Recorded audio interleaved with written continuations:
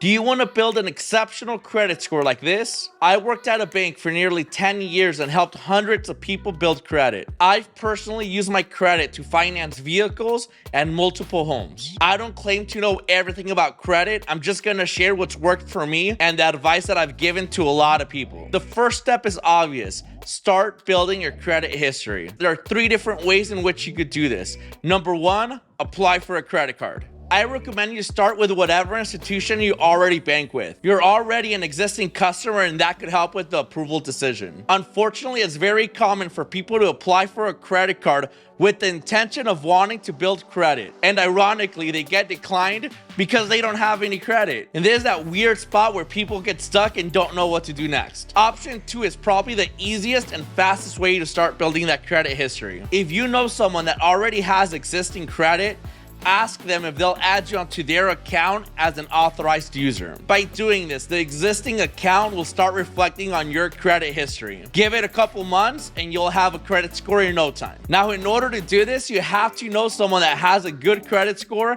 and that's willing to add you to their accounts. Unfortunately, when I was younger, I had neither, which leads me to option number 3. You could apply for a secured credit card. When you apply for this type of account, you have to give the bank a security deposit, which is usually a minimum of $300. The bank then holds that money as a security or collateral. If you default and stop paying that account, they're protected with your $300. Once you do one of those 3 steps to get the ball rolling, you have to learn how to use your credit cards properly. I usually recommend people to use a credit card for one specific reason. It could be your electric bill, your gas, your groceries, any expense that you already have every single month. And this is just a security measure so that you don't go crazy and start going to Gucci and Louis Vuitton every weekend. Let me start with a big no. Do not max out your credit card. The bank keeps track of your credit utilization. When I worked at the bank, people would come to me and tell me, I just got my credit card,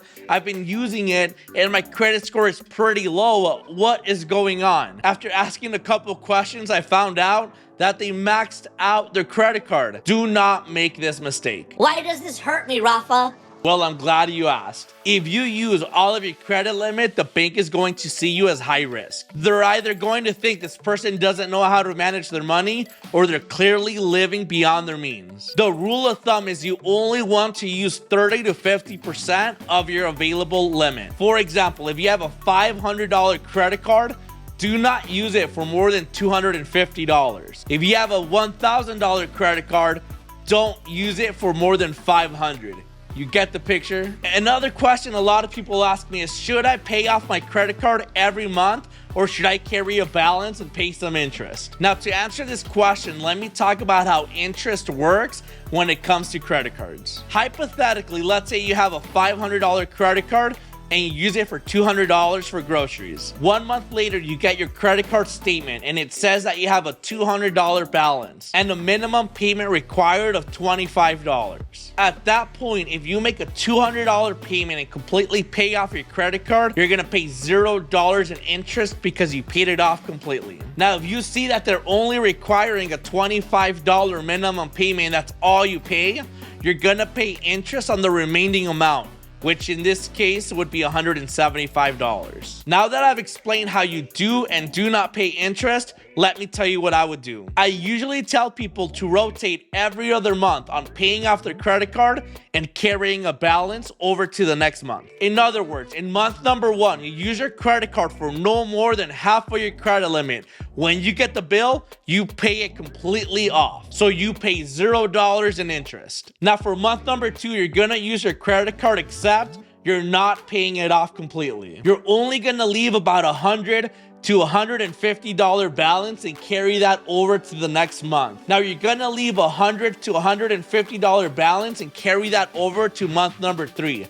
So yes, you're gonna pay interest on that money. Now on the 3rd month, when you get your bill, you're gonna pay off the credit card completely and repeat this process. Every other month, you're paying off your credit card, and every other month, you're gonna carry $100 to $150 balance. This is exactly what I did to establish credit.